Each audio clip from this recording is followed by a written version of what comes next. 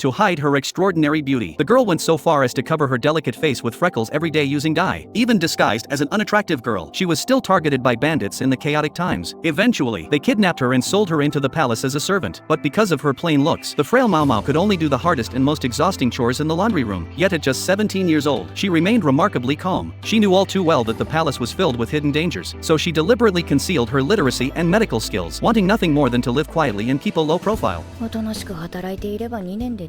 3 months passed in a blur. One day, rumors suddenly spread throughout the palace. It was said that the emperor's children had been cursed, all because his 3 previous children had died young, and now the newborn princess and prince were both suffering from the same illness, their lives hanging by a thread. Xiaolan vividly described the horrifying symptoms, but as a pharmacist, Maomao remained unconcerned. She suspected that someone might have deliberately poisoned them, but when she realized that the little princess posed no real threat in the harem, she immediately dismissed the thought. She decided to secretly investigate the residences of the higher-ranking consorts, but just as she stepped into the palace quarters of the higher-ranking consorts, she was drawn by the sound of sharp slaps. Consort Liwa was loudly scolding Consort Yuya, accusing her of cursing the young prince.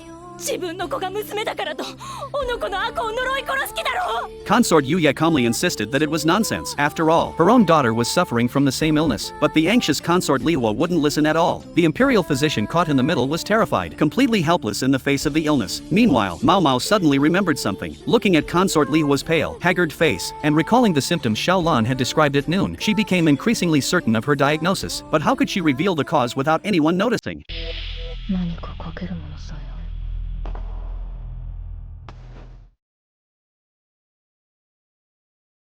She quietly tied a note to an azalea branch and placed it on the consort's windowsill. However, one of Consort Lihua's maids mistakenly thought it was a gift from a secret admirer, and arrogantly threw it away. A month later, on a stormy night, a heart-wrenching cry suddenly echoed through the harem. The young prince had died, but to everyone's astonishment, Consort Yuya's little princess had regained her health. Lord Ren, in charge of managing the harem, hurried to investigate, only to find out that it had been thanks to guidance from a skilled individual.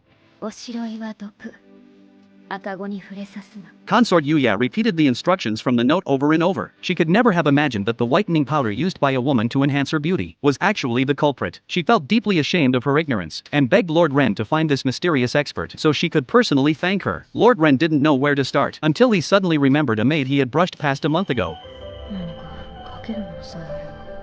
He suddenly realized that things were about to get interesting. The very next day, he summoned all the palace maids from the laundry room. Maomao sensed something was off, a twinge of unease in her gut, but the other maids were over the moon, finally getting a close look at the man they had all secretly admired. It was only then that Maomao realized this was the handsome eunuch Xiaolan had often mentioned. Suddenly, the eunuch wrote something on a piece of paper. "The freckled girl over there, stay behind." Maomao flinched without meaning to, and the eunuch's sharp eyes caught her every move. She didn't understand what she had done wrong. Could it have been because of the clue she left last time? By the time she looked up again, the eunuch had already dismissed the crowd. She was the only one left standing. It was then that Maomao realized she had walked right into a trap. Most of the laundry maids couldn't read. If she had pretended not to recognize the writing and walked away, Lord Ren would never have been so sure that she was the skilled individual he was looking for. 黙ってついてこい。